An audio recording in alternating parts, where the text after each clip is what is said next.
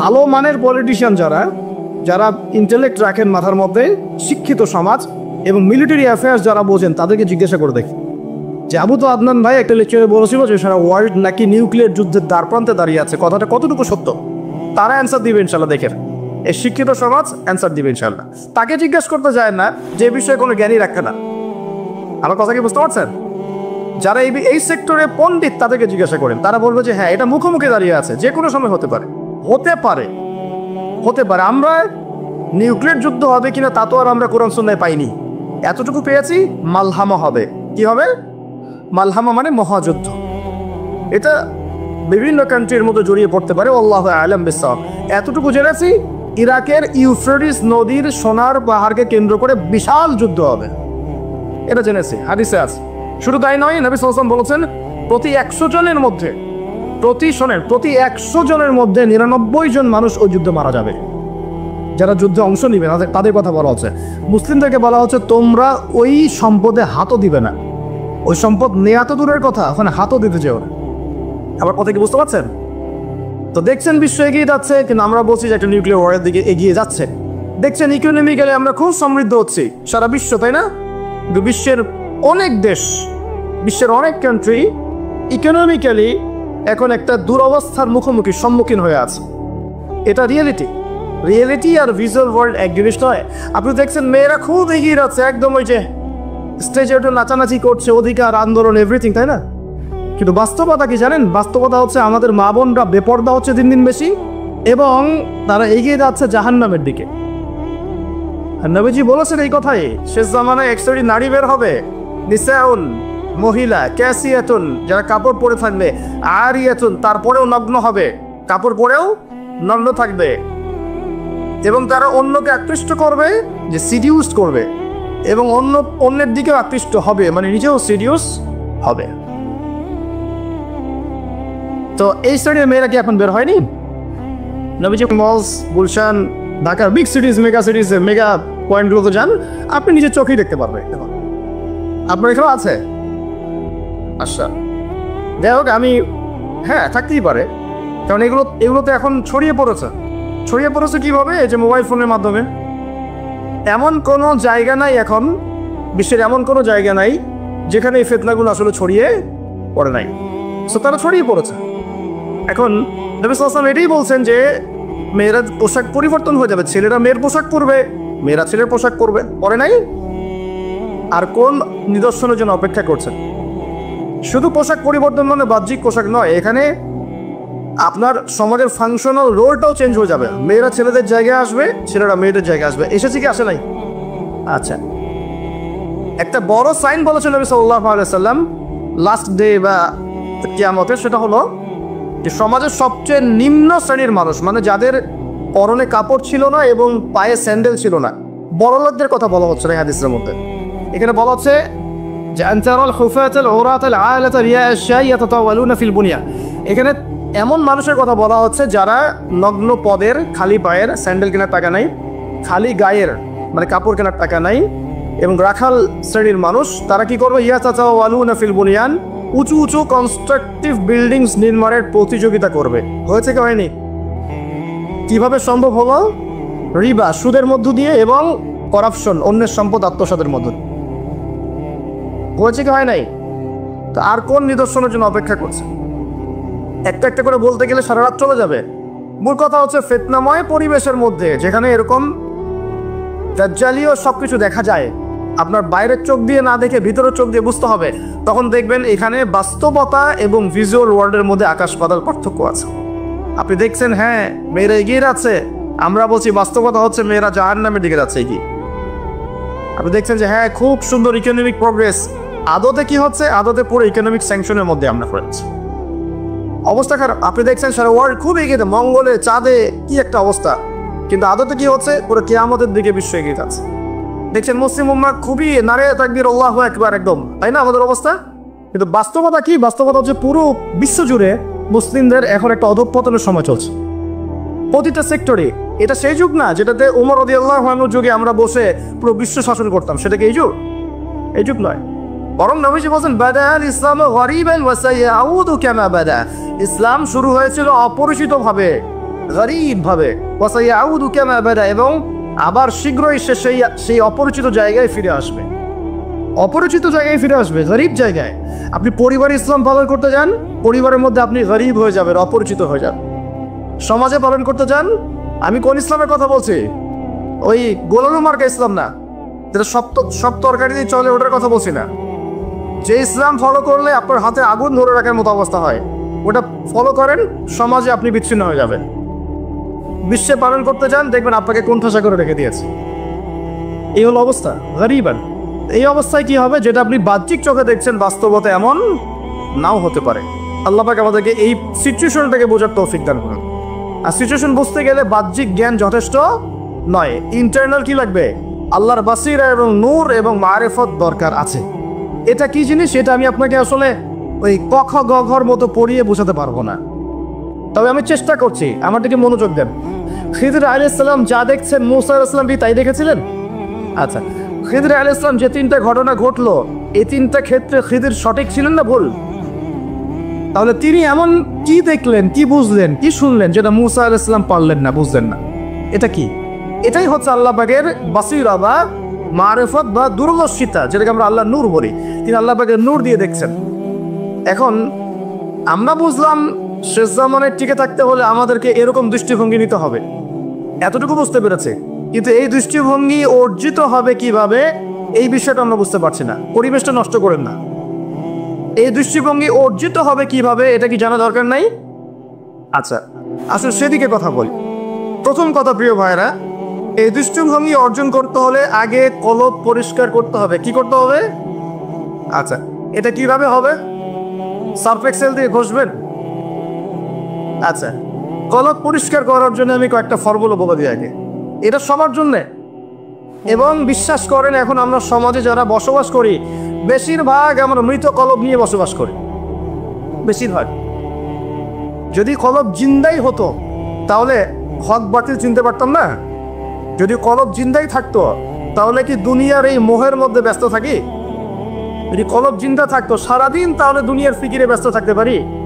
যদি কলব জীবিতই থাকে তাহলে কাউকে দাফন করার পরে দুনিয়াবি ফোস গল্পে কেউ মত্ত হতে পারে? যদি কলব জিন্দা থাকে তাহলে কেউ মানুষকে ঠকাতে পারে, মাপে কম দিতে পারে, কেউ কি গোপনে পাপ করতে পারে, কেউ কি অন্য সম্পদ আত্মসাৎ করতে পারে? কলব জিন্দা থাকলে কেউ সুদ খায়, কলব জিন্দা থাকলে কেউ জেনা করে, কলব জিন্দা থাকলে কেউ এরকম নোংরা কনসার্টে যেতে পারে? অতএব বুঝতে পারছি এসব পরিস্থিতি দেখে যে আমাদের বেশিরভাগের কলব কি? মৃত, নিঃসন্দেহে মৃত, কোনো সন্দেহ নাই। নবী সাল্লাল্লাহু আলাইহি ওয়াসাল্লাম বলছেন, যখন আদম সন্তান একটা পাপ করে তখন কলবের মধ্যে একটা স্পট বা দাগ পড়ে, কালো একটা স্পট বা দাগ পড়ে। আবার যদি গোনাহ করে আবার স্পট পড়ে, আবার দাগ পড়ে, আবার গোনাহ করে আবার স্পট পড়ে। গোনার উপর গোনাহ করতে থাকে, পুরো কলবটা কালো, কুচকুচে, কুৎসিত হয়ে যায়, দুর্গন্ধযুক্ত। অনেস্টলি বলেন তো দেখি, অনেস্টলি বলেন যে আমাদের কলবগুলো এখন এরকম না? আমরা কন্টিনিউয়াসলি পাপ করি না? কতবার দিনে আস্তাগফিরুল্লাহ ওয়া আতুবু ইলাইহি পড়ি, কতবার? নবী সাল্লাল্লাহু আলাইহি ওয়াসাল্লাম এমন একজন ব্যক্তি যার আগের গুনাহ মাফ, পরের গুনাহ মাফ, তারপরেও তিনি দিনে 100 বার বলতেন আস্তাগফিরুল্লাহ ওয়া আতুবু ইলাইহি। আমাদের তো প্রয়োজন হয় না। আমাদের তো অনেকের, আমাদের সবার না, অনেকের অ্যাটিটিউডটা এমন যে সে জান্নাতে অলরেডি চলে গেছে এবং তার দল, তার সংগঠন অলরেডি জান্নাতে চলে গেছে। আপনার যদি লিস্ট লাগে আপনি আসেন, আমার কাছে ফর্ম পূরণ করেন, আপনাকে দিয়ে দিব জানিয়ে। এমন অ্যাটিটিউড নাই? আচ্ছা, এই অ্যাটিটিউডটা কিন্তু ইহুদিদের দর্শন। ওরা এরকম মনে করতো যে আমরা আল্লাহ সিলেক্টেড বান্দা, ইলেক্টেড বান্দা, যদি জাহান্নামে যাইও তাহলে অল্প কয়েকদিন থাকবো, তারপর বেরো চলে আসবো। হ্যাঁ, এই কথা সূরা বাকারায় আছে, পড়ে দেখেন তো। দেখুন প্রিয় ভাইয়েরা, কলব পরিষ্কার তো সবচেয়ে ইম্পর্টেন্ট জিনিস। এখন মানুষ বলতে পারে সুফি হিসেবে আলোচনা করছে।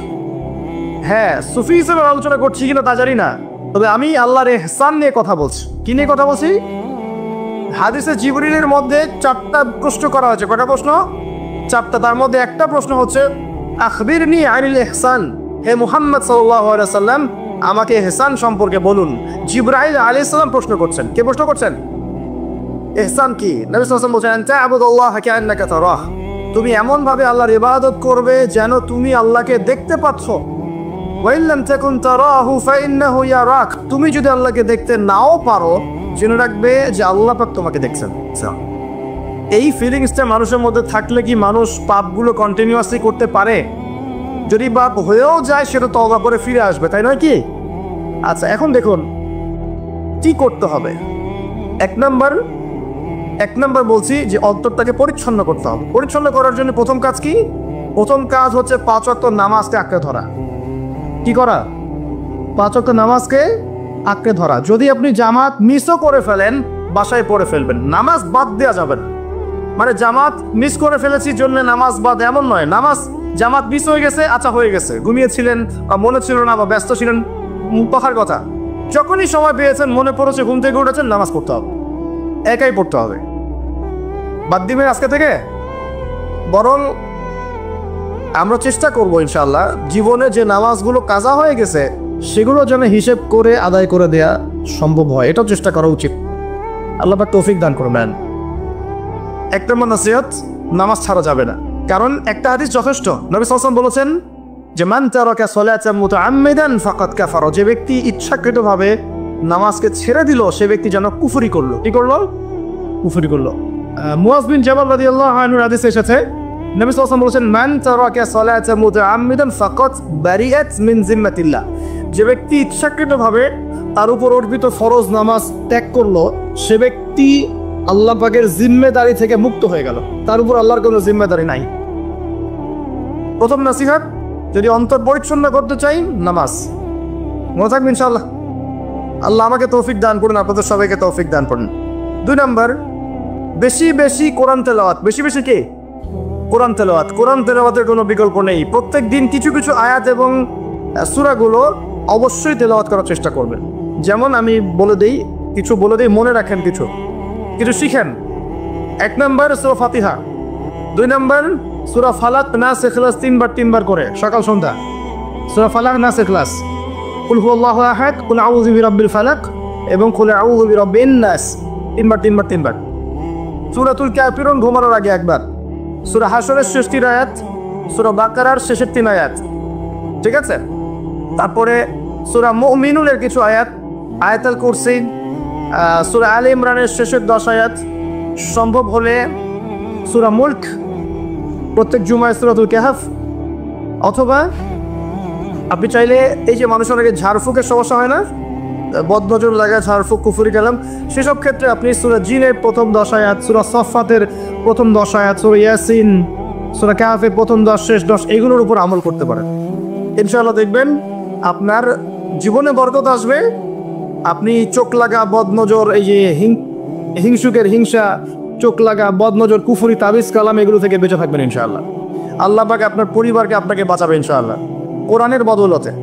এবং এগুলো যদি মুখস্থ করে ফেলতে পারেন এবং নিয়মিত মাঝে মাঝে নামাজে পড়েন, এমনি তেলাওয়াত করেন, ইনশাআল্লাহ তাআলা কোরআন আপনার জীবনে প্রোটেকশন নিয়ে আসবে, আল্লাহর রহমত বরকত নিয়ে আসবে ইনশাআল্লাহ। এবং কোরআনের মধ্যে কি আছে? শিফা, আরোগ্য আছে। ওয়া নুনাজ্জিলু মিনাল কোরআন মা হুয়া শিফাউ ওয়া রাহমাতুল লিল মুমিনিন। আল্লাহ পাক বলেন আমি কোরআন নাজিল করেছি, এর মধ্যেই মুমিনদের জন্য শিফা আছে, শিফা, আরোগ্য আছে এবং আল্লাহর রহমত, দয়া আছে। আমরা আরোগ্য চাই না? আল্লাহর দয়া চাই না? আর এই আরোগ্য শুধু দৈহিক রোগের আরোগ্য নয়, কলবের রোগের আরোগ্য। তো কোরআন তেলাওয়াতকে বাড়িয়ে দেওয়ার চেষ্টা করেন, আল্লাহ পাক তৌফিক দান করুন। আর যদি পসিবল হয়, আল্লাহ পাক যদি আরো ফুরসত দেন, তৌফিক দেন, প্রত্যেক দিন 1 ঘন্টা করে 1 পারা কোরআন তেলাওয়াত করবেন, পারবেন ইনশাআল্লাহ? আল্লাহ আমাদের সবাইকে তৌফিক দান করুন। এরপর কি? বেশি বেশি আল্লাহর জিকির। 1 নম্বর কি বলেছি? সালাত। 2 নম্বর কোরআন তেলাওয়াত। 3 নম্বর হচ্ছে আল্লাহর জিকির। বেশি বেশি আল্লাহর জিকির। আল্লাহর জিকির মানে শুধু আল্লাহ আল্লাহ এটাকে বোঝাচ্ছি না আমি। আল্লাহর জিকির মানে আপনি সবসময় ফিল করবেন, আল্লাহকে স্মরণ করবেন যে আল্লাহ পাক আপনাকে দেখছেন, আপনি আল্লাহর ইবাদত করছেন, আল্লাহ আপনাকে দেখছেন। আপনি আল্লাহকে দেখতে না পারলেও আল্লাহ আপনাকে দেখছেন, আল্লাহ আপনার কথা শুনছেন, আল্লাহ হাজির নাজির, আপনি ফিল করবেন। জিকির মানে কি? স্মরণ করা। জিকির মানে কি? স্মরণ করা। আপনি সুবহানাল্লাহ পড়ছেন, আল্লাহর জিকির করছেন, আলহামদুলিল্লাহ পড়ছেন, আল্লাহু আকবার পড়ছেন, লা ইলাহা ইল্লাল্লাহ পড়ছেন, হ্যাঁ, লা হাওলা ওয়ালা কুওয়াতা ইল্লা বিল্লাহ পড়ছেন, এগুলোতে আপনি আল্লাহর জিকির করছেন, আলহামদুলিল্লাহ। এখন ব্যবসা করতে গিয়েছেন, এই যে মাপের দাড়িপাল্লা উঠালেন, এই যে মাপে কম দিচ্ছেন, এখন কি আল্লাহ আপনাকে দেখছেন না? এই যে আপনি আল্লাহকে স্মরণ করছেন যে আল্লাহ আমাকে দেখছেন, মাপে কমটা দেওয়া যাবে না, যদিও কাস্টমার বুঝতে পারছে না। এই যে আপনি আল্লাহকে স্মরণ করলেন, এটাই আল্লাহর জিকির। এটা কি? আল্লাহর জিকির। আপনি ওই যে স্কুলে গিয়েছেন বা কলেজে গিয়েছেন, এখন মাশাআল্লাহ আপনার তো বান্ধবীর অভাব নাই, কয়েকজন বান্ধবী আপনাকে ফোর্স করছে, চল ওখানে গিয়ে কফি খাই, এই করি সেই করি, আজকে ঘুরে আসি রমনা পার্ক নাকি। তো এখন আপনি আল্লাহকে স্মরণ করছেন যে আমি আল্লাহকে দেখতে না পারলেও আল্লাহ তো আমাকে দেখছে, না আমি তোমাদের সাথে যেতে পারবো না, এটা আমার জন্য জায়েজ নাই। এই যে আপনি আল্লাহকে স্মরণ করলেন, এটার নাম কি? আল্লাহ জিকির। সমাজের দায়িত্ব পেয়েছেন, আলহামদুলিল্লাহ, দায়িত্ব পাওয়া খারাপ কিছু নয়, এটাকে সঠিকভাবে পালন করাটাই চ্যালেঞ্জ। দায়িত্ব পাওয়া খারাপ কিছু নয়, দায়িত্বটাকে সঠিকভাবে পালন করাটা চ্যালেঞ্জ। দায়িত্ব পালন করতে গিয়ে আপনি ন্যায় বিচার করছেন, যখন দেখছেন যে এমন একটা বিচার সামনে চলে আসছে যে এখানে তো সমস্যা, এখানে ন্যায় বিচার করলে আমাকে হয়তো কিছু প্রতিবন্ধকতার শিকার হতে পারে, আর যদি অন্যায় করি তাহলে দুনিয়ার স্বার্থ আছে। এখন আপনি যদি অন্যায়টাকে বেছে নেন, আপনি আল্লাহ জিকির করেন নাই। যদি তখন আপনি ন্যায়টাকে বেছে নেন, আপনি তখন আল্লাহ জিকির করেছেন। আল্লাহ জিকির শুধুমাত্র সুবহানাল্লাহ, আলহামদুলিল্লাহ, তাসবিহ তাহলিলে নয়, সমাজে চলতে ফিরতে উঠতে বসতে সবখানে আল্লাহ জিকির আছে। আল্লাহ স্মরণ, আল্লাহকে স্মরণ কর, আল্লাহ তৌফিক দান করুন, জিকির বাড়িয়ে দেই। 4 নম্বর কি? 4 নম্বর হচ্ছে জ্ঞান অর্জন, মানে বেশি বেশি কোরআন সুন্নাহর জ্ঞান অর্জন করেন, আল্লাহর নূর মারিফাত পাওয়া যাবে ইনশাআল্লাহ। 5 নম্বর একটা বলে দেই, সেটা হলো আল্লাহওয়ালা মানুষ, যারা আল্লাহওয়ালা মানুষ, আল্লাহর এবং রাসূলের কথা বলেন, যারা মুত্তাকি, পরহেজগার এবং সৎ, এইসব মানুষদের সাথে সংস্পর্শে থাকেন, আল্লাহ পাকের নূর পাওয়া যাবে ইনশাআল্লাহ। আর 5টা কথা বললাম, খালি অনলি 5টা। এগুলোর পাশাপাশি আর 5টা বিষয় আছে, যাওয়া যাবে না। 5টা বিষয়ে যাওয়া যাবে না। 1, হিংসা মনে রাখাই যাবে না। মনে যার হিংসা আছে, তার সাথে আল্লাহ নূরের কোনো সম্পর্ক নেই। সে কোশ্চিন কালেও খিদির হতে পারবে না। তার বড় বড় ডিগ্রি থাকতে পারে, সার্টিফিকেট থাকতে পারে, মনে হিংসা দিয়ে ভর্তি, কোশ্চিন কালেও আল্লাহ নূর এবং মারিফত অর্জন করতে পারবে না, সম্ভব না। কলবুন সেলিম, বিশুদ্ধ কলব, অবনত চিত্তের কলব না থাকলে এটা সম্ভব নয়। অতএব হিংসা করবেন। এখন তো হিংসার যুগ, এখন তো ওই যে বললাম না, ছেলে মেয়ে হয়ে যাচ্ছে, মেয়ে ছেলে হয়ে যাচ্ছে।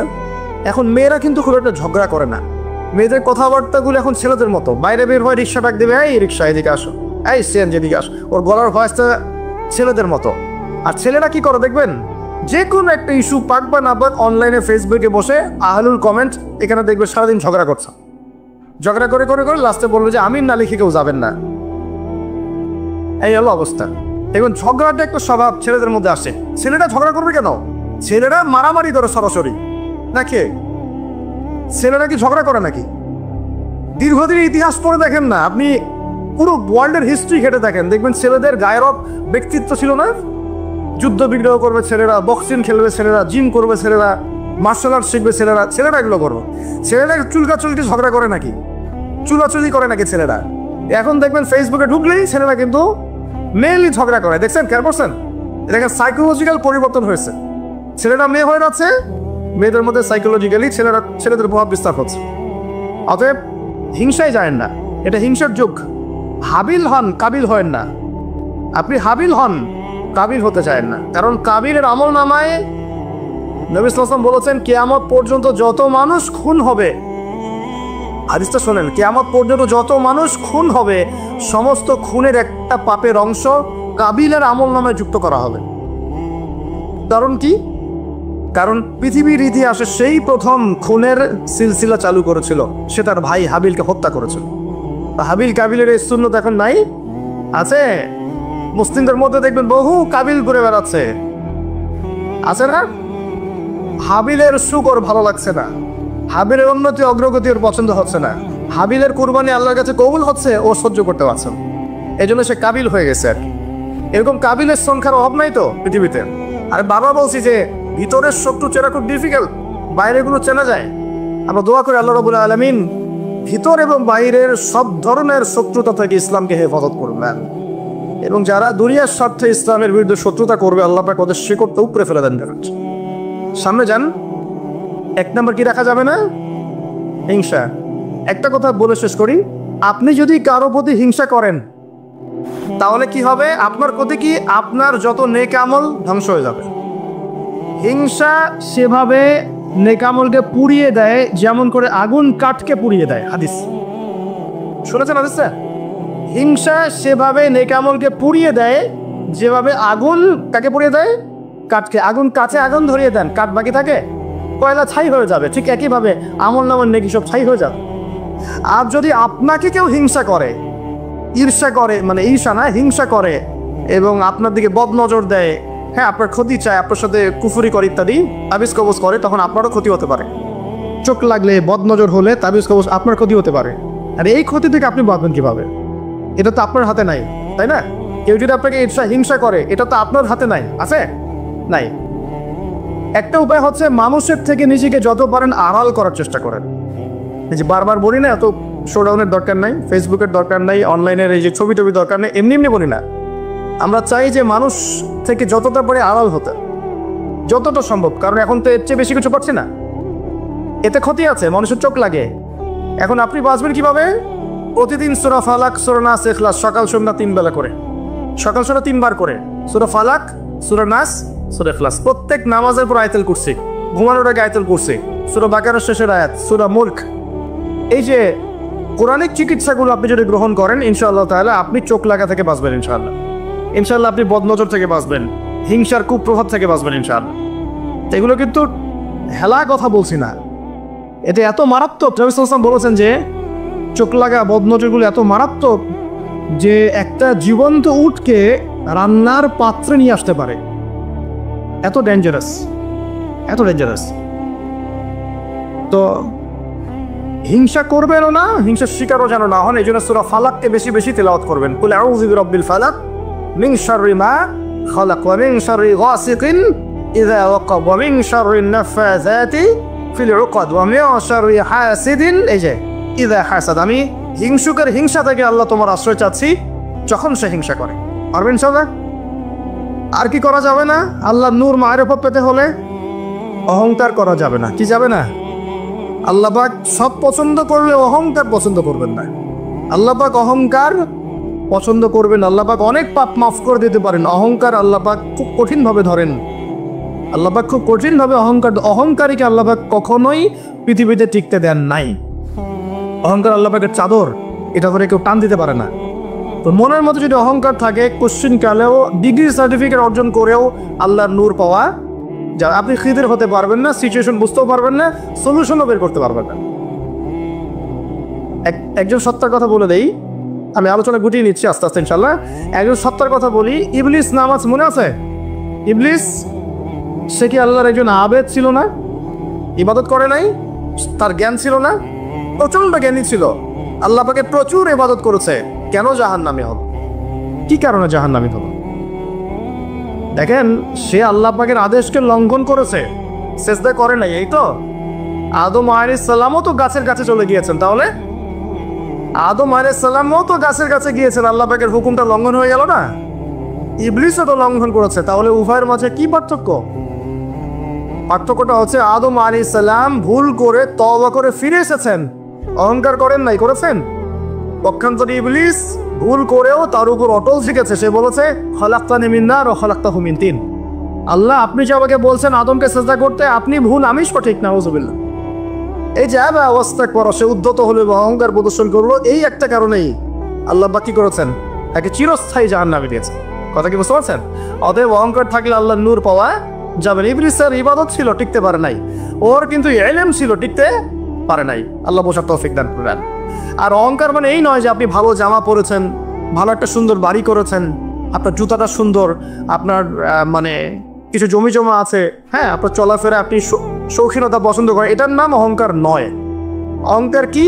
অহংকার হচ্ছে মাতুল হকি ওয়া গামতুন নাস, সত্য যেটা আল্লাহর পক্ষ থেকে সত্য বিধানটাকে অস্বীকার করা এবং মানুষকে তুচ্ছ তাচ্ছিল্য করা, এই হলো অহংকার।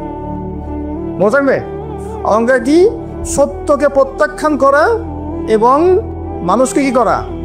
তুচ্ছ তাচ্ছিল্য করা। একজন মুমিন ভাইয়ের খারাপ হওয়ার জন্য এতটুকু যথেষ্ট যে সে আর একজন মুমিন ভাইকে তুচ্ছ তাচ্ছিল্য করছে। এখন এই সোশ্যাল মিডিয়াতে এটা হয় না? সোশ্যাল মিডিয়া মানেই হচ্ছে যাকে পাও ধুয়ে দাও একদম, মানে এর মধ্য দিয়ে দিনের কি যে খেদমত করতেছে আল্লাহ ভালো যায়। অথচ আপনি তারে বসায় দেন এসব চেয়ারে, দেখেন কয়টা লাইন বলতে পারে এখানে বসে। দুটো হাদিস মুখস্থ করতে দেন, 40টা আয়াত মুখস্থ করতে দেন, দিনের জন্য একটা বই লিখতে দেন। মানে এখন দেখবেন এমন একটা যুগ চলছে, যারা কাজ করে ওরা বেশি সমালোচনার শিকার হয়। যে কাজ করে না ওর কোনো সমালোচনাই নেই। যে নামাজ পড়ে না, ওকে নিয়ে কোনো ফিকির নাই যে নামাজ পড়ে ওর হাতটা নিচে নামানোর উপরে ওঠানোর জন্য ব্যস্ত হয়ে আসে আর কি। খেয়াল করেন নাই? যে নামাজ পড়ে না কোনো ফিকিরই নেই, যে বেচারা নামাজ ধরেছে ওকে ডেকে আনা হচ্ছে, এদিকে আসো, তোমার নামাজ ঠিক হয় নাই, নামাজ এটা ঠিক করতে হবে, ওই ঠিক করতে হবে। আরে ভাই, যে নামাজ পড়ে না ওর কাছে যাও, তুমি ওকে নামাজই বানাও। আর যারা মেহনত করে মানুষকে নামাজই বানায়, দেখবেন এই এই লোকগুলোকে টার্গেট করে ধরে ধরে নামাজ ঠিক করতেছে। যুক্তিও আছে আবার। যুক্তিটা কি বলছে? যে নামাজ পড়ে না ওর তো হিসেব আরো ডেঞ্জারাস।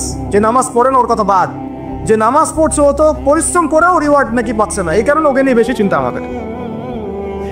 আসলে যে ইবলিসই কিয়াস, ইবলিস একটা কিয়াস করছিল না যে আমাকে আগুন দিয়ে সৃষ্টি করেছেন আর যে আদমকে মাটি দিয়ে সৃষ্টি করেছেন, আমি কেন ওকে চেষ্টা করবো? এই কিয়াসগুলো বাতিল কিয়াস। আরে ভাই, সে তো নামাজ পড়ছে, অ্যাটলিস্ট সে তো নামাজ পড়ছে। কে বললো যে এই ইখতিলাফি মাসালাগুলোর কারণে নামাজই কবুল হবে না? নামাজ কবুল করার দায়িত্ব কি আপনি নিয়েছেন নাকি? নামাজের মধ্যে সবচেয়ে ইম্পর্টেন্ট জিনিসটা কি?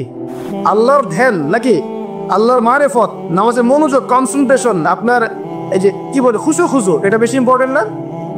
নামাজে আপনার বাইরের আচরণ সব ঠিক আছে, কিন্তু নামাজে কোনো মনোযোগ নাই, নামাজে কোনো মনোযোগই নাই, কি পড়ে কিছু বোঝেনই না, নামাজ পড়ে আল্লাহকে পাচ্ছেন না, চিনছেন না, নামাজ পড়েও আপনি পাপ থেকে দূরে থাকতে পারছেন না, তার মানে নামাজ কবুল হচ্ছে না। তো নামাজের ভিতরের রূপটা কোথায়, আত্মাটা কোথায়? ভিতরের আত্মা নিয়ে মেহনত কম, বাইরের বিষয় নিয়ে মেহনত বেশি। আল্লাহ পাক মুসলিম উম্মাহকে বোঝার তৌফিক দান করুন। প্রিয় ভাইরা, তো কোথায় ছিলাম আমি? হ্যাঁ, অহংকার। ইবলিস অহংকার করেছে বলে কি হয়ে গেল? আল্লাহ পাক তাকে রিজেক্ট করলেন। তো আল্লাহ রাব্বুল আলামিন আমাদের সবাইকে অহংকার থেকে দূরে রাখুন, আমিন। এবং আমাদের মনে যদি অহংকার থেকে থাকে, এগুলোকে দূর করে ফেলার তৌফিক আল্লাহ পাক দান করেন। কিভাবে? দুটো কাজ করলে দূর হয়ে যাবে। এক, বেশি বেশি মৃত্যুর কথা স্মরণ করলে, যখন আমি ভিতর থেকে ফিল করবো যে হ্যাঁ আমাকে মারা যেতে হবে, আমার হিসেব আমাকে দিতে হবে, তখন দেখবে নিজেকে নিয়ে মানুষ বেশি ব্যস্ত থাকবে। আর যখন মানুষ নিজে অহংকারী হয়ে যায়, মনে করে আমি তো পার পেয়ে গেছি, তখন মানুষ অন্যের দিকে বেশি তেল দেওয়া শুরু করে, অন্যের চরকায় বেশি তেল দেওয়া শুরু। আগে বাবা, নিজের চরকা আগে তেল দাও। তুমি নিজের আমলের কি অবস্থা, আকীদার কি অবস্থা, আল্লাহকে পেলাম কিনা, কোরআন পড়তে জানি কিনা, হাদিস কতটুকু মুখস্থ করলাম, কতটুকু দাওয়াতের কাজ করলাম, দিনের জন্য কি করলাম, এই ফিঙ্গির আগে করো তুমি। তারপরে না মানুষের দিকে চোখ দাও, অন্তরটা পবিত্র হবে ইনশাআল্লাহ আজ্জা ওয়া জাল্লা। হিংসা করা যাবে না, আল্লাহ নূর পেতে হলে অহংকার করা যাবে না। 3 নম্বর একটা জিনিস বলে দেয়, কি করা যাবে না? কাউকে অপবাদ দেওয়া যাবে না। কাউকে কোনো মিথ্যা অপবাদ দিলে অন্যের হকে আপনি দায়গ্রস্ত হয়ে যাবেন, তখন অন্যের হকের দায়গ্রস্ততা পূরণ করতে আল্লাহর কাছে আপনাকে কঠিন বিচারের সম্মুখীন হতে হবে। অন্যের উপর অপবাদ দিলে, অন্যের নামে গীবত করলে এবং সমালোচনার অপসংস্কৃতির চর্চা করতে থাকলে আল্লাহর নূর পাওয়া যাবে না। 4 নম্বর কি? 4 নম্বর পরশ্রী কাতরতা। অন্যের সুখ দেখে, উন্নতি দেখে, অগ্রগতি দেখে আপনার সহ্য হয় না, জলে। ঠিক আছে? এইরকম মিন মাইন্ডেড, মানে ছোট লোকের মনোভাব থাকলে কোশ্চিন কালে নূর কলবে আসবে না। আর 5 নম্বরটা হচ্ছে মানুষের প্রতি দয়ালু হতে হবে। কি হতে হবে? দয়ালু। দয়ালু মানে কি? যে সবাইকে আগে নিজের ভাই মনে করতে হবে। একজন ব্যক্তি পলিটিশিয়ান হোক, মিলিটারি সেক্টরে থাকুক, পুলিশ হোক, বিজিবি হোক, আনসার হোক, সাধারণ মানুষ হোক, যুবক যুবতী, কিশোর কিশোরে যেই হোক, এদেশের সবাই আমার আপন ভাইয়ের মতো, সবাই আমাদের ভাই, সবাই মুসলিম ভাই। হ্যাঁ, ওদের মধ্যে মাযহাবী পার্থক্য থাকতে পারে, তরিকার পার্থক্য থাকতে পারে, পলিটিক্যালি পার্থক্য থাকতে পারে, মতাদর্শের পার্থক্য কি থাকতে পারে না? থাকতে পারে। সবার মত কি একরকম হতেই হবে? কিন্তু তারা সবাই আমার মুসলিম ভাই। যতক্ষণ পর্যন্ত না তারা প্রকাশ্য কোনো কুফরির ঘোষণা দিয়েছে, ততক্ষণ পর্যন্ত কি সবাই মুসলিম ভাই। আগে সবাইকে ভাই মনে করে জনদরদিত হতে হবে। আগে সবার ভালোটা বুঝতে গেলে আগে জনদরদিত হতে হবে, রহম দিলওয়ালা হতে হবে। আপনি হকের উপর থাকবেন, ন্যায়টা ন্যায় হবে, অন্যায় অন্যায়। ন্যায় যদি আমার দুশ্মনও করে সেটাও ন্যায়, আর অন্যায় যদি আমার বাড়ির লোক করে সেটা অন্যায়। একটা সৎ অন্তর লাগবে তৈরি। এই রহম দিলওয়ালা না হতে পারলে খিদির হওয়া যাবে না। কারণ আল্লাহ পাক খিদির সম্পর্কে বলেছেন যে আমি খিদির আলাইহিস সালামকে আমার পক্ষ থেকে রহমত দিয়েছিলাম, দয়া দিয়েছিলাম। সুবহানাল্লাহ। ওয়া আল্লামনাহু মিন লাদুন্না ইলমা, এবং আমি আল্লাহ খিদিরকে আমার পক্ষ থেকে জ্ঞান শিক্ষা দিয়েছিলাম। তো এই কয়েকটা বিষয় করা যাবে, আর কিছু কিছু বিষয় করা যাবে না। এইগুলো যদি মেনে চলতে পারি ইনশাআল্লাহ আমাদের কলবের মধ্যে আল্লাহর পক্ষ থেকে আল্লাহর নূর আসবে ইনশাআল্লাহ। সেটা হলো কোরআন একটা সূরা আছে, সূরার নামই হচ্ছে সূরা নূর। কি নাম? এই সূরার উপর যদি আপনি আমি আমল করতে পারি ইনশাআল্লাহ তাআলা আল্লাহর নূর এবং মারিফত পাওয়া যাবে। কেন পেতে হবে এগুলো? কারণ এগুলো পেলে আমরা সেটা দেখবো যে সবাই দেখতে পারবে না, আমরা সেটা শুনবো সবাই সেটা শুনবে না, আপনি সেটা উপলব্ধি করবেন সবাই সেটা উপলব্ধি করতে পারবে না। বাহ্যিকভাবে সবাই একটা কিছু বুঝবে, কিন্তু আপনি রিয়েলিটি বুঝতে পারবেন যে আসলে বাস্তবটা কি হচ্ছে। এবং বাস্তবতা বুঝতে পারলে পরেই আমরা ইনশাআল্লাহ তাআলা ওই ফিতনাগুলো চিহ্নিত করতে পারবো, সেখান থেকে বাঁচার পথ খুঁজতে পারবো ইনশাআল্লাহ। আমার কথা কি বুঝতে পারছেন? আচ্ছা, এবার শেষ করার আগে একটু গুটিয়ে নেই।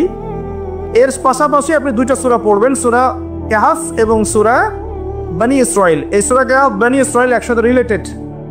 এখন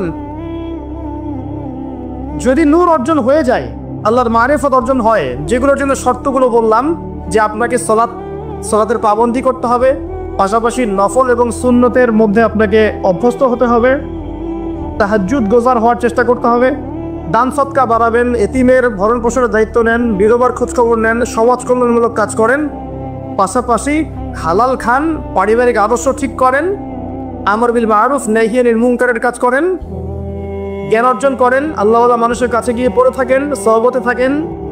আর কি বলেছি? কোরআন তেলাওয়াত বাড়িয়ে দেন, জিকির আজকার বাড়িয়ে দেন, এবং জীবনের সকল ক্ষেত্রে আল্লাহর বিধান মেনে চলার চেষ্টা করেন।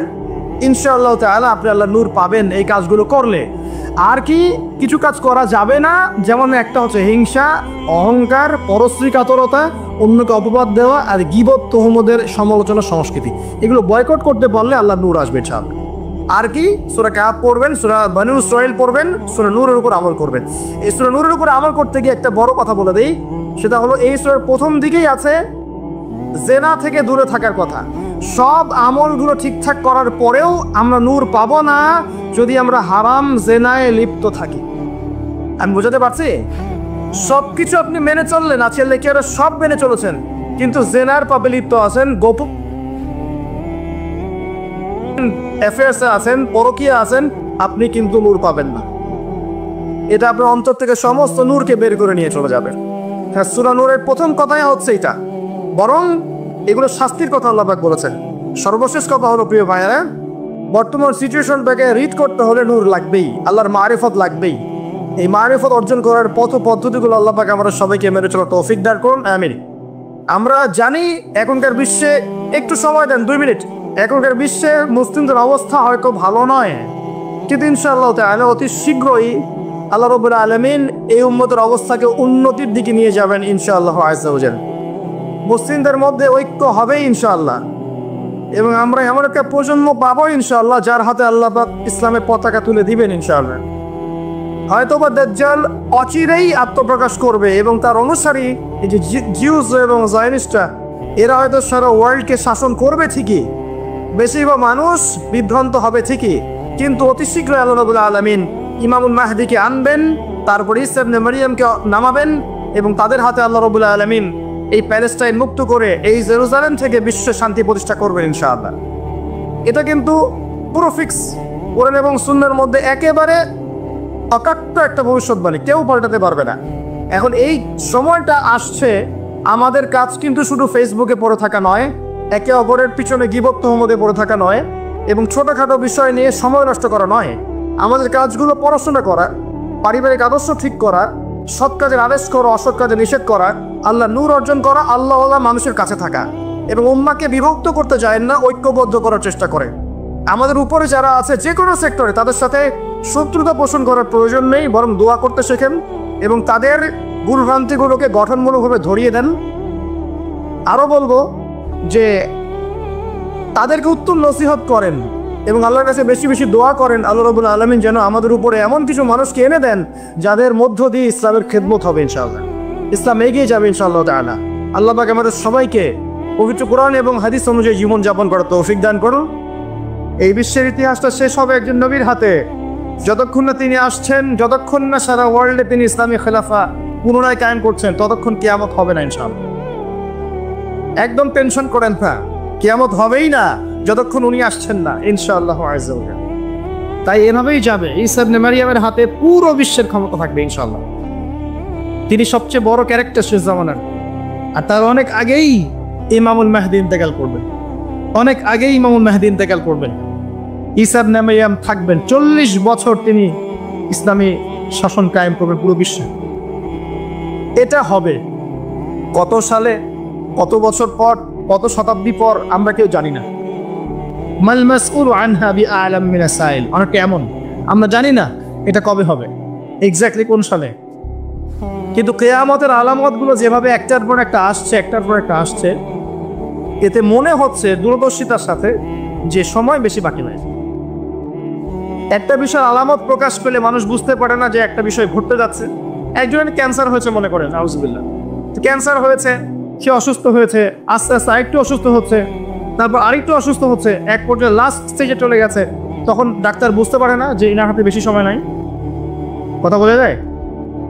যখন এমনভাবে সাইনগুলো একটার পর একটা আসতে থাকে, আমরা অনুমান করে ফেলি না, একটা এস্টিমেট করি না যে সম্ভবত সময় বেশি নাই, এই ব্যক্তি বেশি দিন বাঁচতে পারবে না, হয়তো না, শেষ স্টেজে আছে, ক্যান্সার ধরা পড়েছে, সে একদম শয্যাশায়ী, মৌতের আলামত প্রকাশ পাচ্ছে। তাহলে কি আপনি বলতে পারবেন না যে তার সময়ে হয়তো বা সন্নিকটে চলে এসেছে?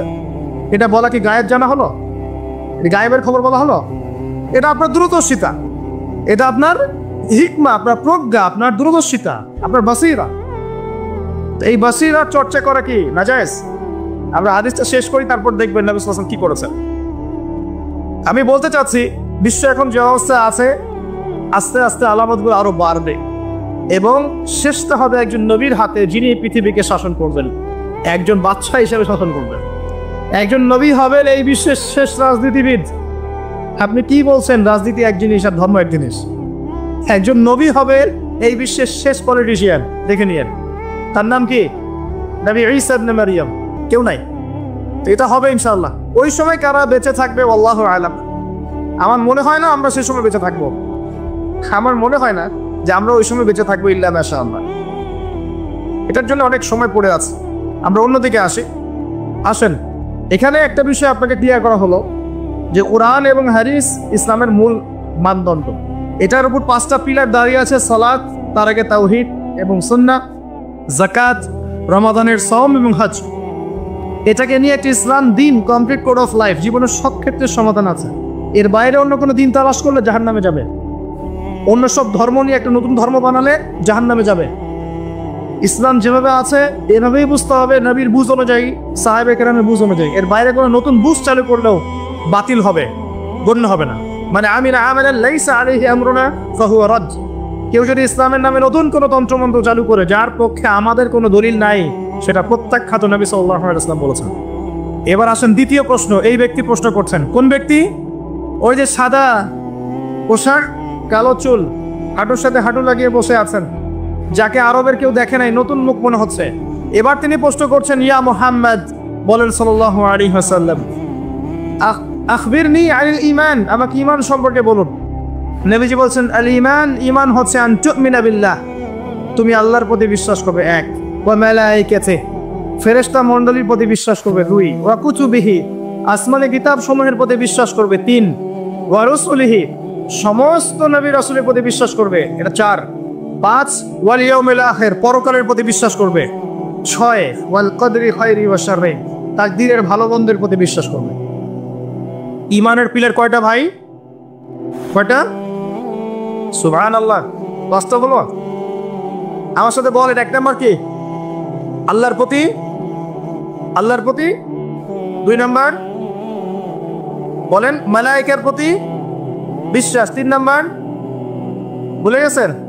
আসমানি কিতাব সমূহের প্রতি বিশ্বাস, 4 নাম্বার রাসূলগণের প্রতি ঈমান, 5 নাম্বার ওয়াল ইয়াউমিল আখির, মানে কি? পরকালের প্রতি ঈমান, 6 নাম্বার ভাগ্য তাকদীরের ভালো মন্দের প্রতি ঈমান। মনে থাকবে? ঈমানের পিলার 6টা। কয়টা? 6টা। ইসলামের পিলার কয়টা ছিল? 5টা। এই 6টা পিলারকে আবার 3টা কাজ করতে হবে। কয়টা কাজ?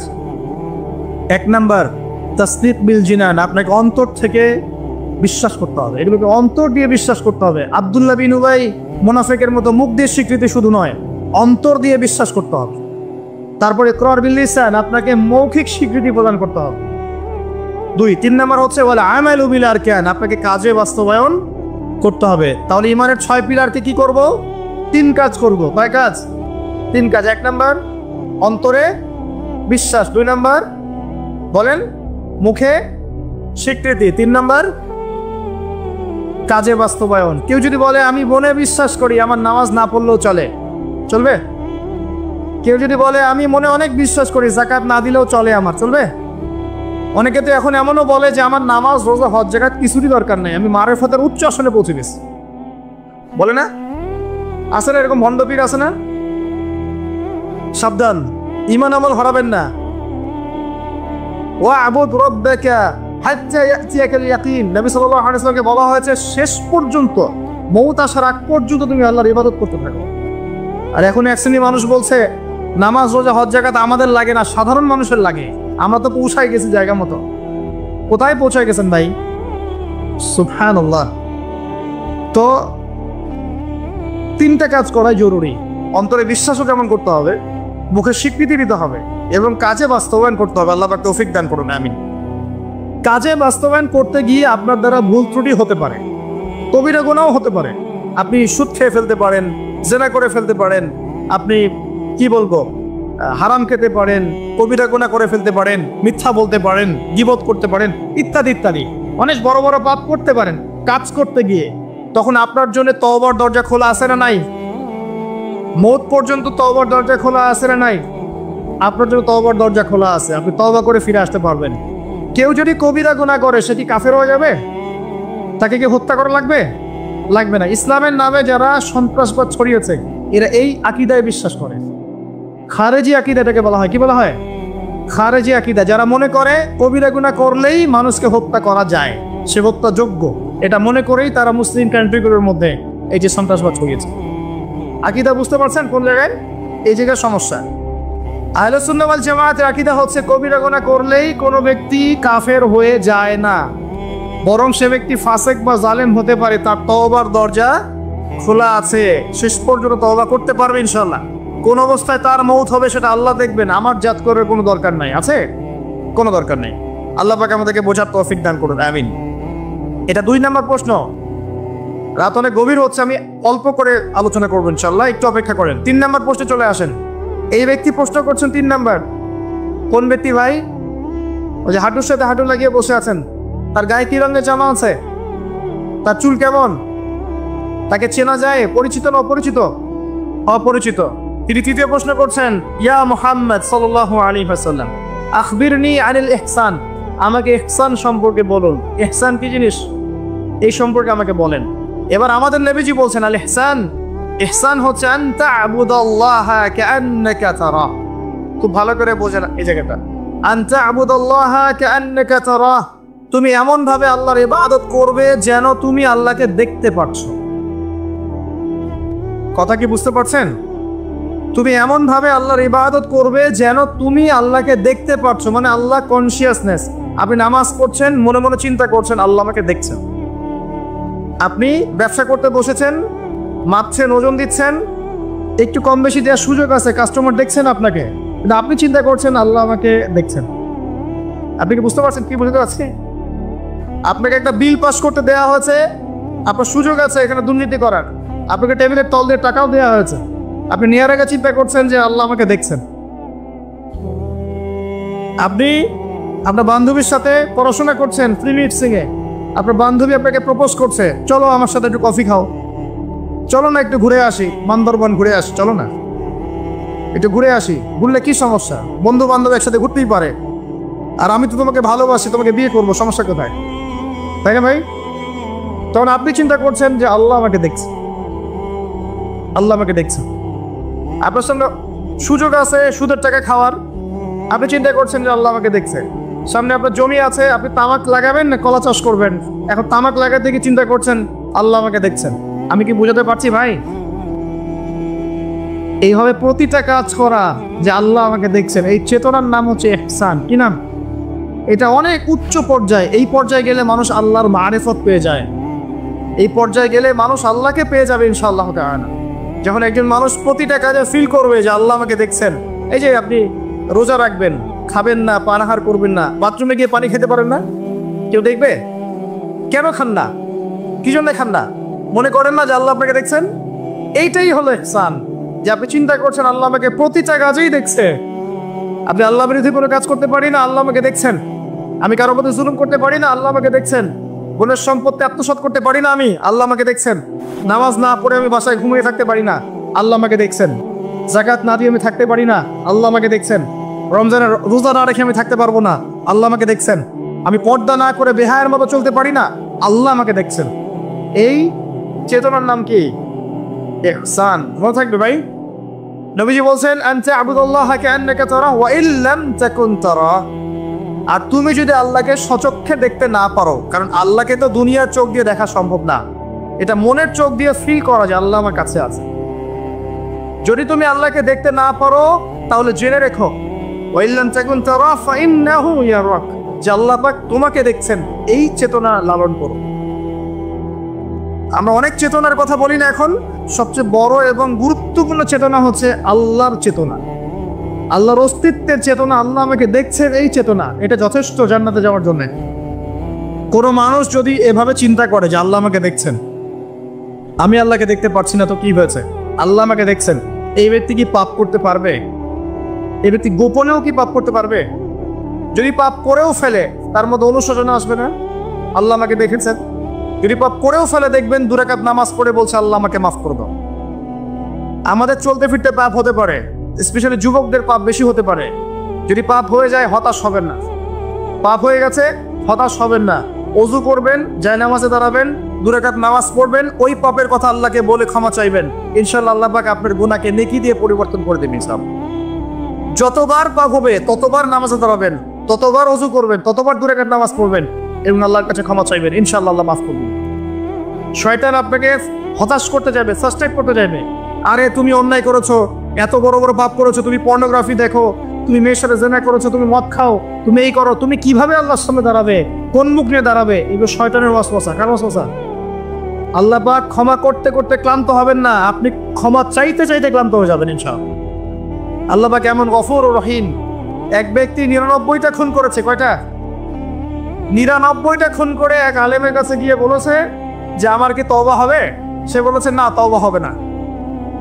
সে বলেছে কি তওবা হবে না। সে আলেম ছিল না, সে আবেদ ছিল। আবেদ মানে ইবাদত করতে বেশি বেশি, খুব বেশি জ্ঞান ছিল না। আমাদের মতো আমরা কিন্তু ইবাদত বেশি করি, জ্ঞান খুব কম। তো সে ছিল আবেদ, সে বলেছে না তওবা হবে না। তো ও বেটারেও কোপ দিয়ে 100টা খুন করে ফেলেছে, 100 ফিল আপ। এবার সে চিন্তা করছে যে আমি কি করব। আরেকজন আলেমের কাছে গিয়ে বলছে আমি 100টা খুন করেছি, তওবা হবে? এই আলেম সত্যিকারের আলেম ছিল, তিনি বলেন হ্যাঁ তওবা হবে, তুমি ইস্তেগফার করো এবং এই এলাকা থেকে চলে যাও, অন্য এলাকায় গিয়ে থাকো, অন্য একটা এলাকায় গিয়ে থাকো, এখানে তোমার স্মৃতি জড়িত আছে, অন্য জায়গায় হিজরত করে গিয়ে থাকো। তো সে ব্যক্তি চলে গেল, যাওয়ার পথে তার মৃত্যু হয়ে গেছে। আল্লাহ পাকের ফেরেশতা চলে এসেছে, আযাবের ফেরেশতা এবং জান্নাতের ফেরেশতা, তারা নিজেদের মধ্যে এখন তর্ক করছে কে রূহটা নেবে, আত্মাটা কে নেবে। ওই যে রূহ কাকে বলে, সায়েন্সকে জিজ্ঞাসা করেন, সায়েন্সের প্যান্ট খারাপ হয়ে যাবে, রূহ কাকে বলে, উত্তর দিতে কি। এখন আল্লাহ পাক এই বান্দাকে মাফ করতে চাচ্ছেন, তিনি কি করলেন? আল্লাহ পাক কৌশল করলেন। তিনি বললেন জমিনটা মেপে দেখো, ফেরেশতারা তোমরা জমিন মেপে দেখো, সে যেখান থেকে বের হয়েছে সেখানকার দূরত্ব বেশি না যেখানে যাচ্ছিল ওখানকার দূরত্ব বেশি। এবং আল্লাহ পাক জমিনকে আদেশ করলেন এই জমিন তুমি লম্বা হয়ে যাও। জমিন আল্লাহর আদেশ শোনে না? এই পাহাড় আল্লাহর আদেশ শোনে না? শোনে। পাহাড়ে যা হচ্ছে, আল্লাহ রাব্বুল আলামিনের গজব চলে আসলে এই পাহাড় দেখবেন মানুষের উপর গজব ফেলবে ইনশাআল্লাহ তাআলা। সমুদ্রের কিনারে যা হচ্ছে আমরা দেখে আসলাম যে নগ্নতা অশ্লীলতা চলছে, যখন আল্লাহ পাকের গজব আসবে দেখবেন সমুদ্র ভাসিয়ে দেবে সবাইকে, দেখবেন ইনশাআল্লাহ। আল্লাহর আদেশ যখন চলে আসবে প্রকৃতি আল্লাহর কথা শুনবে। জমিনকে আল্লাহ বললেন লম্বা হয়ে যাও, জমিন লম্বা হয়ে গেল। এবার ফেরেশতারা মেপে দেখলো সে যেখানে যাচ্ছিল ওর পরিমাণটা বেশি। আল্লাহ পাক বললেন ওকে মাফ করে দাও, ওকে মাফ করে দাও। 100 খুন করেছে। কত খুন? এটা বলে আপনাকে আমি খুন করতে উৎসাহিত করছি না, কথা কি বুঝতে পারছেন? আমি আপনাকে খুন করতে উৎসাহিত করছি না। আমি বলছি আল্লাহ পাকের দয়া এত প্রশস্ত যে আপনি পাপ করলে হতাশ হবেন না, হতাশ হয়ে যাবেন না। যেমন অনেক পাপ করে ফেলেছে আল্লাহ মাফ করবেন না, এমন চিন্তা করবেন না। আরেক ব্যক্তির ঘটনা আছে, এগুলো কিন্তু গল্প না, এগুলো বনী ইসরাইলের কাহিনী, সত্যিকারের ঘটনা। আরেক ব্যক্তি এত বেশি পাপ করেছিল যে নিশ্চিত যে আমি মারা গেলে জাহান্নামে যাব। এখন সে মওতের আগে তার সন্তানদেরকে বলছে যে আমি মারা গেলে আমার লাশটাকে পুড়িয়ে ফেলবা, লাশটা পুড়িয়ে ফেলে অর্ধেক ছাই বাতাসে ভাসিয়ে দিবা, অর্ধেক ছাই সাগরে ভাসিয়ে দিবা, অর্ধেক ছাই বাতাসে উড়িয়ে দিবা, অর্ধেক ছাই সাগরে ভাসিয়ে দিবা। সন্তানরা তাই করলো। আল্লাহ পাক সাগরকে বললেন ছাই জমা করে দাও, বাতাসকে বললেন ছাই জমা করে দাও। এরা ছাই জমা করে তাকে আবার পুনরুত্থিত করা হলো। এবার আল্লাহ জিজ্ঞাসা করছেন, তুমি এই কাজটা কেন করেছো না? বলো, এই কাজ তুমি কেন করেছো? সেই ব্যক্তি বলছে, মিন খাশিয়াতিকা ইয়া রাব্বি, হে আল্লাহ, আমি তোমার ভয়ে এই কাজটা করেছি। আর তুমি আল্লাহ খুব ভালো করেই জানো যে আমি তোমার ভয়ে করেছি না অন্য কোনো কারণে করেছি। আল্লাহ পাক বললেন, তুমি আমার ভয়ে যদি করে থাকো আমি তোমাকে মাফ করে দিলাম।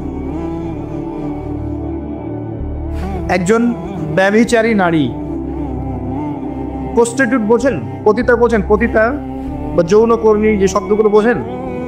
আচ্ছা, এটা তো এখন একটা প্রফেশন হয়ে গেছে, তাই না? মানুষ এটাকে একটা প্রফেশন হিসেবে নিয়েছে। নাউযুবিল্লাহ। যখন এগুলো বেশি বেশি বাড়তে থাকবে সমাজে মহামারী ছড়াবে। আমার মাস্ক ভাইরাস ঠেকাতে পারবে না তো। এসব ভাইরাস ঠেকাতে হলে বেশ্যাবৃত্তি বন্ধ করতে হবে, অশ্লীলতা বন্ধ করতে হবে, বেহায়াপনা বন্ধ করতে হবে, জেনা বন্ধ করতে হবে, তারপরে ভাইরাস কমবে ইনশাআল্লাহ। হাদিসে স্পষ্ট, যখন একটা কমের মধ্যে, কম বলতে এখন পুরো বিশ্বকে বোঝানো যায়, পুরো বিশ্বই একটা কম, গ্লোবাল ভিলেজ। যখন একটা জায়গার মধ্যে জেনা বেড়ে যায়, নোংরামি বেড়ে যায়, মদ পান করার প্রবণতা বেড়ে যায়, অশ্লীলতা বেড়ে যায়, জেনা বেড়ে যায়, এই যে ধর্ষণ বেড়ে যায়, ব্যভিচার বেড়ে যায়, অবৈধ যৌন সম্পর্ক বেড়ে যায়, তখন আল্লাহর পক্ষ থেকে এমন এমন আযাব আসে, এমন এমন রোগ আসে যেগুলো কখনো মানুষ নামও শোনে নাই। সমকালীন প্রেক্ষাপটটা মিলান, দেখবেন যে সারা বিশ্বে কিভাবে জেনা বেড়েছে। জেনা, পর্নোগ্রাফি, ধর্ষণ, পরকীয়ার, ব্যভিচার ঘরে ঘরে ঢুকে গেছে। এখন ঘরে ঘরে তো ভাইরাস ছড়াবে না তো কি ছড়াবে? কোরআন এবং সুন্নাহর আলোকে যদি আপনি পরিপূর্ণ জীবনযাপন করেন, বেশি বেশি কোরআন তেলাওয়াত করেন, আশা করা যায় আপনি কিছুটা হলেও সুস্থ থাকতে পারবেন ইনশাআল্লাহ। তবে একটা কথা মনে রাখবেন, যখন চতুর্দিকে ফিতনা, ফাসাদ এবং ফাসাদ, ফিতনা এবং আল্লাহর গজব ছড়িয়ে পড়ে, তখন ভালো মানুষরাও বাঁচতে পারবে না। বরং ভালো মানুষদেরকে আল্লাহ পাক আগে সরাই দিবেন। তুমি একা একা ভালো ছিলা, মানুষকে তুমি ভালো কাজে আদেশ করো নাই কেন, অসৎ কাজে নিষেধ করো নাই কেন? তুমি আগে ধ্বংস হও, ওকে আগে ধ্বংস করে দিবে আল্লাহ পাক। আল্লাহ পাকের সুন্নাত এরকমই। যাই হোক, যেটা বলছিলাম, এক মহিলা এরকম প্রস্টিটিউট ছিল, বেশ্যাবৃত্তি করে সংসার চালাতো, জীবন চালাতো। একদিন চলতে পথে দেখলো একটা কুকুর পানি পান করার জন্য তৃষ্ণার্ত অবস্থায়, তার প্রায় মৃত্যু হয় অবস্থা। তখন সেই মহিলা তার মোজাটা খুলে একটা কূপের নিচে নামিয়ে দিয়ে সেখান থেকে পানি উঠালো, উঠিয়ে এই কুকুরকে পানি পান করালো। আল্লাহ পাক এই ব্যভিচারী মহিলাকে এই কুকুরকে পানি পান করানোর ওসিলায় মাফ করে জান্নাতে দিয়ে দিয়েছে। আমি এই কথাটা বোঝাতে চাচ্ছিলাম যে পাপ হয়ে গেলে, চলতে পথে ইমান নিয়ে চলতে পথে গিয়ে পাপ হয়ে গেলে হতাশ হবেন না। ওযু করবেন, নামাজে দাঁড়াবেন, ক্ষমা চাইবেন, আবারও শুরু করবেন। পারবেন না ইনশাআল্লাহ? আল্লাহ পাক তৌফিক এনায়েত করুন, আমিন। এরপরে ওই ব্যক্তি 4 নম্বর প্রশ্ন করছে, আমরা এদিকেই আসছি শেষের দিকে। এবার 4র্থ প্রশ্ন সে ব্যক্তি করছে যে আখবিরনি আনিস সাআহ, হে মুহাম্মদ সাল্লাল্লাহু আলাইহি ওয়াসাল্লাম, আমাকে কিয়ামত সম্পর্কে বলুন। সাআহ মানে হচ্ছে কিয়ামত, আমাকে কিয়ামত সম্পর্কে বলেন। এবার নবীজি বলছেন, মাল মাসউলু আনহা বিআ'লাম মিনাস সাইল। নবীজি বলছেন সাল্লাল্লাহু আলাইহি ওয়াসাল্লাম, যে প্রশ্ন আপনি করেছেন এই ব্যাপারে প্রশ্নকারী উত্তরদাতা উভয়ের জ্ঞান সমান, কেউ কারো চেয়ে বেশি জানে না। মানে কেউই জানে না কবে কিয়ামত হবে, এটা তিনি বোঝাতে যাচ্ছেন। এবার সেই ব্যক্তি আরো একটা প্রশ্ন করছে, ফাখবিরনি আন আমারাতিহা। যদি আপনি এক্স্যাক্টলি বলতে না পারেন কোন দিন কিয়ামত হবে, তাহলে অন্তত এতটুকু বলেন যে কিয়ামতের আলামতগুলো কি কি, যেটা আপনারা প্রশ্ন করেছেন, যেটা আপনাকে আপনি টপিক দিয়েছেন, কিয়ামতের আলামতগুলো কি কি, এটা প্রশ্ন করেছেন এই ব্যক্তি নবী সাল্লাল্লাহু আলাইহি ওয়াসাল্লামকে। এবার আল্লাহর রাসূল সাল্লাল্লাহু আলাইহি ওয়াসাল্লাম এই হাদিসের মধ্যে মাত্র 2টা আলামত বলেছেন। কয়টা? মাত্র 2টা আলামত, কিন্তু শত শত আছে। নবীজি মাত্র 2টা বলেছেন, জীবনের শেষের দিকের হাদিস এটা। 1 নাম্বার তিনি বলেছেন وأن تلد الأمة ربتها যখন তোমরা দেখবে, হে মানব জাতি, যখন তোমরা দেখবে যে দাসী তার মনিবকে জন্ম দিচ্ছে, দাসী তার মালিককে জন্ম দিচ্ছে, দাসী তার মালিককে জন্ম দিচ্ছে, আপনি কি কিছু বুঝলেন দাসী কেমন করে তার মালিককে জন্ম দিবেন? কিভাবে দিবে? দাসী কিভাবে তার মালিককে জন্ম দিতে পারে? কয়েকটা ব্যাখ্যা আছে, আমি 3টা ব্যাখ্যা আপনাকে বলছি। 1 নম্বর ব্যাখ্যা হচ্ছে, এটা হচ্ছে উল্টা বোঝানো হচ্ছে, উল্টা। দাসী মনিবকে জন্ম দেয় না সচরাচর। শেষ জামানায় কিয়ামতের আগে আগে সমাজের ন্যায় অন্যায়, ভালো মন্দ, হক বাতিল ইত্যাদির মানদণ্ড উল্টে যাবে। মানুষ ন্যায়কে মনে করবে অন্যায়, অন্যায়কে মনে করবে ন্যায়। মানুষ সত্যকে মনে করবে মিথ্যা, মিথ্যাকে মনে করবে সত্য। সত্যবাদীকে বলবে মিথ্যাবাদী, মিথ্যাবাদীকে বলবে পরম সত্যবাদী। খেয়ানতকারীকে বলবে আমানতদার, আমানতদারকে বলবে চরম খেয়ানতকারী। সমাজের অবস্থা এমন হয় নাই? সুবহানাল্লাহ। এটা হচ্ছে আখিরুজ্জামানের কোন সাইনের জন্য অপেক্ষা করছেন? এগুলোই আনতালিদাল আমাতু রাব্বাতু, এটা একটা ব্যাখ্যা। আরেকটা ব্যাখ্যা হচ্ছে পিতা মাতার সাথে দাস দাসীর মতো আচরণ করা হবে। এটা হচ্ছে না এখন? এটাও শেষ জামানার হাদিসে এসেছে যে মানুষ সম্পত্তির জন্য পিতাকে হত্যা করবে, সন্তান সম্পত্তির জন্য মাকে হত্যা করবে, ভাই ভাইকে হত্যা করবে, বোন বোনকে হত্যা করবে, এবং প্রতিবেশী প্রতিবেশীকে হত্যা করবে। এই পরিস্থিতি নাই ভাই? দেখতে পান না চারপাশে? এগুলো দেখার জন্য কি খুব বেশি ডিগ্রি সার্টিফিকেটের দরকার আছে? অনেক বড় আলেম হওয়ার দরকার আছে? 2 চোখ দিয়ে দেখতে পারেন না? পিএইচডি করার দরকার আছে? আপনি এমনি বুঝতে পারবেন। যদি আপনার মধ্যে সামান্য পরিমাণ দূরদর্শিতা থাকে, আপনি বুঝতে পারবেন। এটাই হচ্ছে সমাজের সিচুয়েশন। যেই মায়ের পায়ের নিচে জান্নাত, সেই মাকে এখন সম্পত্তির জন্য হত্যা করা হয়। যে বাবার সন্তুষ্টিতেই সন্তানের জান্নাত, ওই বাবাকে বৃদ্ধাশ্রমে রেখে আসা হয়। ওই যে লাইফে এসে আত্মহত্যা করে যায় মানুষ। সুবহানাল্লাহ, সুবহানাল্লাহ। যেই বাবা মা সারাটা জীবন নিজে খেয়ে না খেয়ে সন্তানকে লালন পালন করে, শেষ মাসে সেই বাপ মাকে দেখার কেউ থাকে না। নিজে যখন হাঁটতে পারতো না, বাবা ওর হাত ধরে হাঁটায়। বাবা যখন হাঁটতে পারে না, বাবার হাতে একটা লাঠি ধরা দেয়, ও হাত ধরে হাঁটাতে পারে না। সন্তান হিসেবে আমরা এখন অপদার্থ, নোংরা প্রজন্ম, যে বুদ্ধি প্রতিবন্ধী টিকটক প্রজন্ম। না জানে বাপের সম্মান, না জানে মায়ের সম্মান, না জানে বাপ কি জিনিস, না জানে মা কি জিনিস। যাদের বাবা মা নাই তারা জানে বাবা মা কি জিনিস। আমাদের মধ্যে যাদের বাপ মা মারা গেছে তারা জানে বাপ মা কি জিনিস। যাদের বেঁচে আছে এরা জানে না। নবী সাল্লাল্লাহু আলাইহি ওয়াসাল্লাম বলেছেন, ওই ব্যক্তির জন্য ধ্বংস যে ব্যক্তি পিতা মাতাকে পেয়েছে, তাদের খেদমত করে জান্নাত লাভ করতে পারে নাই। এই ব্যক্তির জন্য চরম ধ্বংস। পিতা মাতাকে কষ্ট দিয়েন না।